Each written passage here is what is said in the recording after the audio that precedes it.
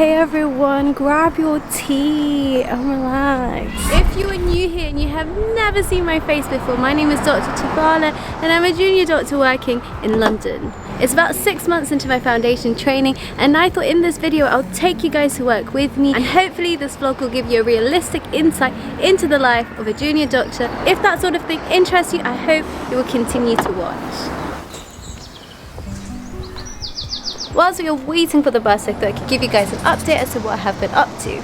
I'm currently on my surgery placement, which is my second placement of this year. However, due to this pandemic, we are working on a COVID rota. As part of this, the surgical junior doctors in my hospital are actually semi-redeployed to medicine.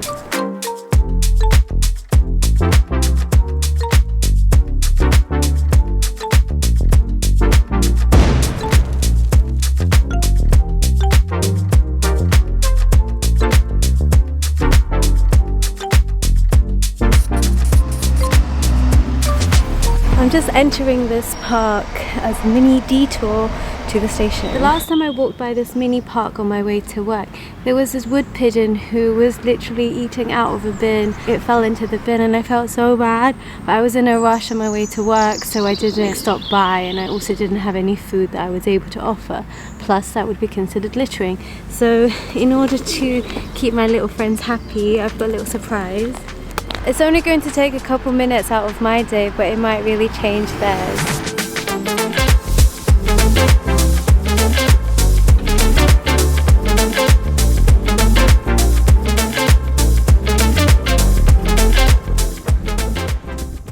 As I find it a little awkward making eye contact with other passengers during my morning commute, I tend to fill the time with meaningful activities. Today I'm in the mood to edit a photograph on my Instagram. As I am a professional photographer, I am diligent when it comes to processing my photographs to help them achieve a high quality. This does mean I put in a lot of time and effort. Once I've got internet access, I like to watch some of my favourite YouTubers, including Kelly Stamps, who is this awesome entertainer in the US who loves her tiramisu, and Eric Wen, who is a personality analyst with a unique style that I enjoy watching. I often get up to a load of other things as well that boost my mood and mental well-being, which I'll talk about much later in the video. So if that's of interest to you, you could either skip to that part, or better, come to work with me. My friends are here.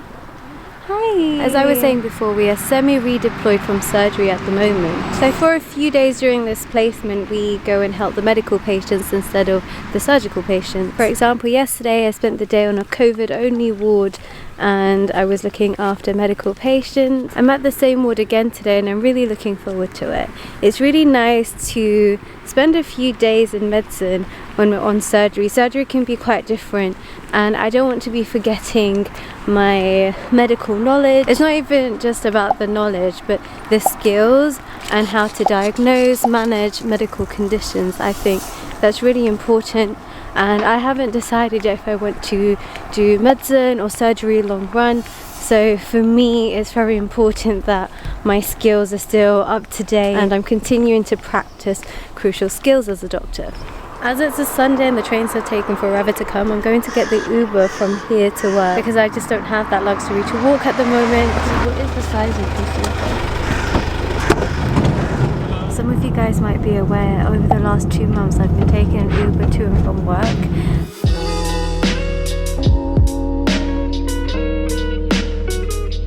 And what I have been doing over the last week is trying to wean off that. And the way I've been doing that is taking the train sometimes, and for a small portion of the journey, more like half the journey, just taking the Uber. So yesterday was super sunny and I thought today might be a bit like that, but you guys know what the British weather is like. You cannot predict the weather. Alright guys, I'm all dressed up, now let's roll! At the moment, we are just waiting for the consultant or his registrar to come over so we can do the rounds together and see the patients. How this works is I will have already prepared the notes for the patients, including the OBS, their blood results, the scan results, the ongoing issues that they're in hospital for. We'll examine the patients with the consultants, we'll listen to their concerns, what's on their mind, and then come up with a plan.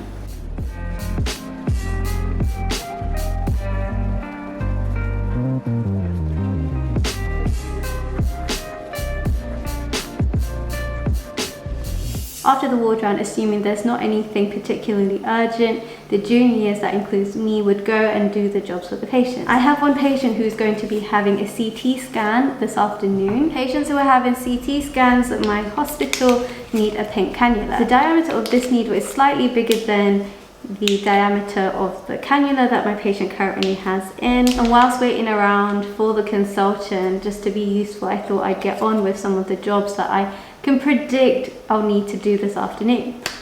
I have already cannulated a patient this morning. I wasn't successful in the first attempt. It tissued. Tissuing means the cannula was in, however...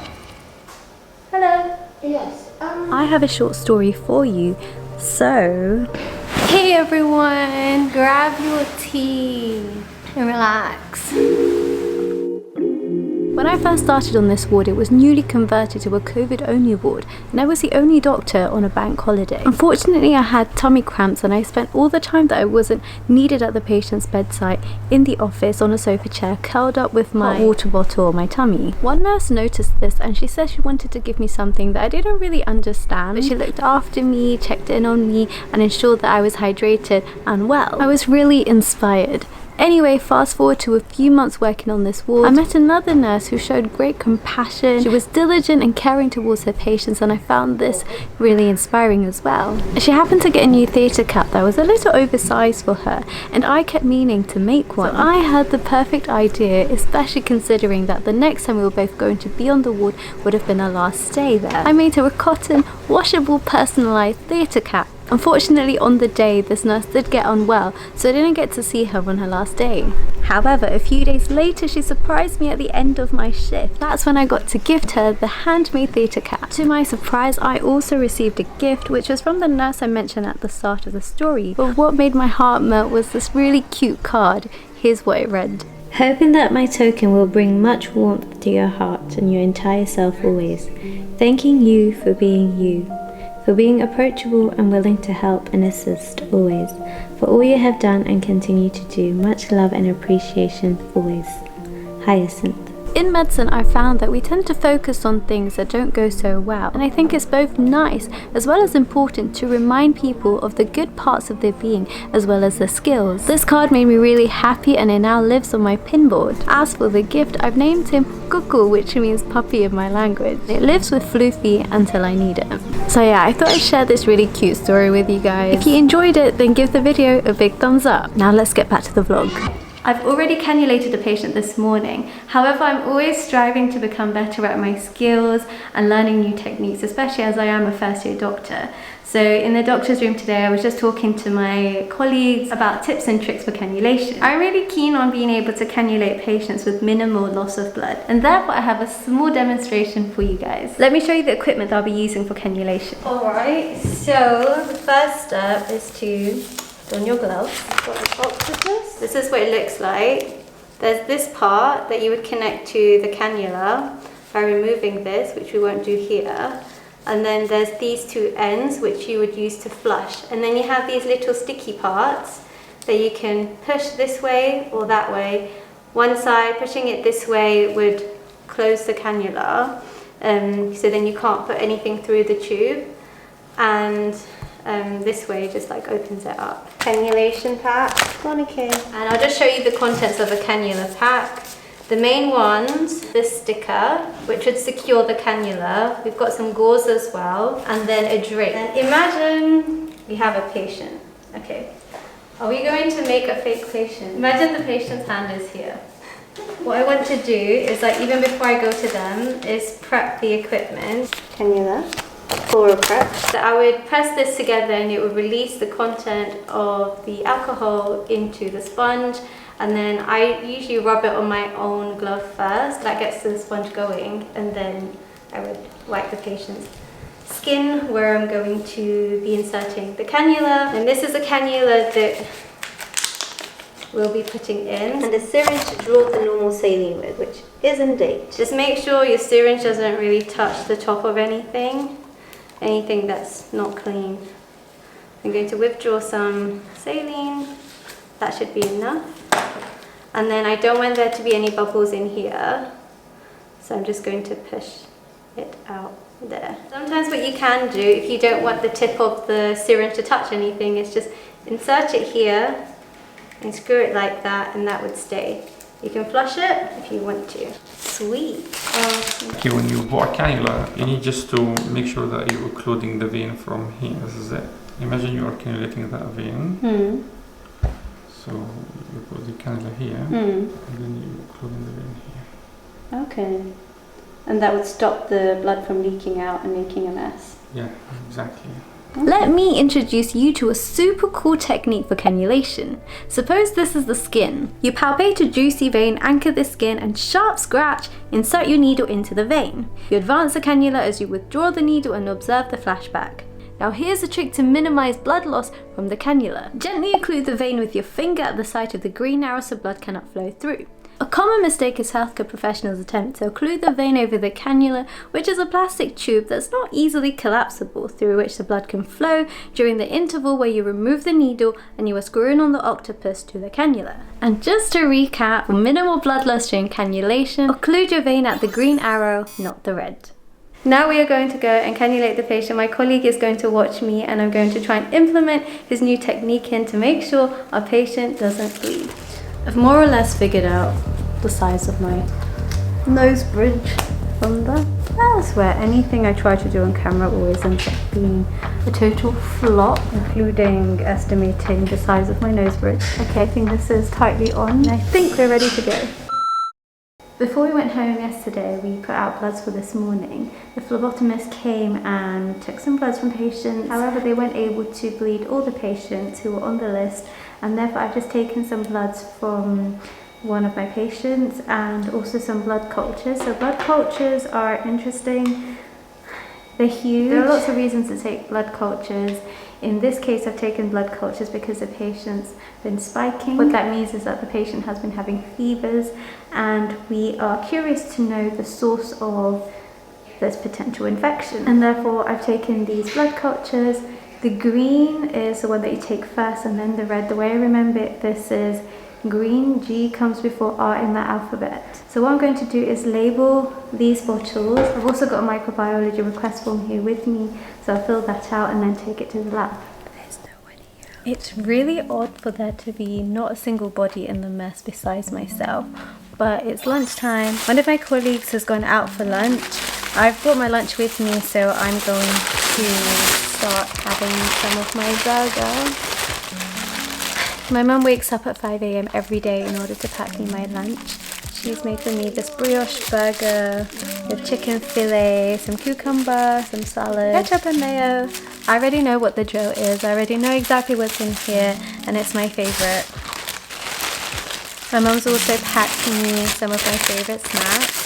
I already had one of these bars this morning because I got hungry just before the ward round with the consultant. So when he came in, he wanted to see some of the other patients first with my colleagues, so I just basically inhaled one of these. I tend to need to have snacks throughout the day just to keep my energy going. I know that if I didn't have a snack, then it was just getting to that stage where it would have potentially impaired my concentration, which is not where we want to be at all. And then my other favourite snack is in here. If you know what it is, then comment below. I'm not going to bother showing you guys. You should know what it is by now if you watch my vlogs. One of you guys have named this as a Godzilla burger, so here's my Godzilla burger. Oh my god guys, do you remember this room from the induction week series? The reason I popped in here is because I'm going to try and get some studying done. Some of you might remember that I've got my ALS training coming up next week, and I've therefore brought my booklet along with me. I'm aware that previously I've said that I don't feel comfortable taking my revision stuff with me to work. However, when I have been on surgery, it's been so hectic that we've not actually had any breathing space in order to sit down and start working on things that are unrelated to patient care for the whole day. Whilst this is related to patient care, I mean sort of like direct involvement of patient care. When I have been on my surgical rotation, I'm spending pretty much every minute of the day really just doing the jobs, chasing scans, making sure they happen, doing the bloods, cannulas, discussions with family, all of that. However, on this ward, it's been quite well staffed over the last few weeks. Even though it's 1 PM, I've done all of the jobs for the patient. The only things that I have left for the rest of the day is to await CT scans to be done. So I have a few patients who are waiting for their CT scans to happen. Once the CT scans have been done, I'm going to check on the system to see if they've been reported. If they have it, then I can contact the relevant departments in order to make sure that actually happens. Another thing that I have left to do is put out bloods for tomorrow. I already put some bloods out for tomorrow yesterday, so I just need to make sure that no one new needs bloods tomorrow. Additionally, I think it's a good habit to write down a summary of the patients on the e-handover system. It's an online system where we can have a small summary of the patient, what they've come in with, a little bit about the past medical history, what we're doing for them, if there's anything that needs chasing, if they're waiting for certain scans to happen, that sort of thing. I've given my number to my colleagues as well as the nursing staff, so if there are any issues or I need to be on the ward physically, then they can contact me. It's been 10 minutes since I've left the ward, so technically I am still on my lunch break. But personally, I don't like being away from wards for a long period of time. Even though I've given the staff my number, I sometimes feel as though, you know, maybe there's a reason that they are unable to contact me, maybe signal was bad or something. So I like to be on the ward when I can and just be popping in and out and just checking to see if all is well. Oh my god guys, I'm literally so excited and happy to share this piece of news with you. I did my 3rd cannula today and I've been implementing in the technique that my colleague taught me. I managed to cannulate this patient without dropping a single blood anywhere, not even on the gauze. I think this technique really works and I'm super excited to continue practicing it. So earlier today I went to my colleagues and was just like, listen, if you have any cannulas that need to be done, save them for me, obviously if they're non-urgent. So my colleague, just before she went off for lunch, she said to me, oh T, you really want to do some cannulas, right? There's this man, if you want to have a go at cannulating him using your knee techniques and whatever. So I went for it and I'm super excited. Now I'm going to make some calls. I've got some discussions to have with different departments. However, because it is Sunday, most of these departments won't be doing certain procedures. So I'm going to have to wait till tomorrow. However, I'm not working for the next 2 days because I've been on my 7-day week. But I'll document in a way that my colleagues can read about exactly what needs to be done. And speaking of documentation, what I'm going to do now is jump on one of these computers and I'm going to start updating the list. Also, I've decided that it makes more sense for me to try and study from here. We have 2 doctors' rooms here. So if I really wanted some quiet, then I can go next door to study. I don't feel like I need to be off the ward. Also, when environments are just abnormally quiet and totally silent, I can't study in those environments. I just find that a little eerie, and being the coward that I am, I would just prefer to be somewhere where there's some white noise. Alright guys, I am all packed now. I'm ready to go home. I've handed over any outstanding jobs from my side to the team that is on long day. I'm finishing at 5, they're finishing at 8. I only have one scan that needs to be chased. The scan was literally just done. I saw the patient come upstairs. There's no report at the moment. The rest of my patients are stable, so I feel that I'm going to be able to sleep well at night and not be worrying about anybody. It's really nice to see that the sun is still out. It's very rare that I get to actually walk out once the sun is still there. It's usually like really dark. Even if I'm supposed to finish at 5, I end up leaving like 5:30 and just sticking around and doing any last minute things that will make the next day better or make things a little bit more convenient for my colleagues if they're staying on a long day. Also, I know it's a thing amongst junior doctors where when they leave the hospital, they find it quite hard to switch off, or they find themselves thinking about patients a lot. And my mechanism to minimize that as much as possible is making sure that I do any jobs or things or have discussions where if I leave the hospital, I feel like the patient is in safe hands and they're not going to deteriorate and they have adequate people looking after them. And there's a clear plan of some sort, and whoever is the team taking care of the patient later in the day are aware of anything that's outstanding to do, or just be aware of the patient if I or my team thinks that the patient might deteriorate. So yeah, having said that, let's grab the rest of my belongings and let's head off and maybe see some of my friends. That crow over there is me. That's me as a bird. Hi. I'm finally home. I survived the journey. On a serious note though, I actually really enjoyed today. I felt that the pace of the work was good. We were well staffed. Thankfully the patients were not too unwell. Having said that, just before I left, we got an influx of new patients.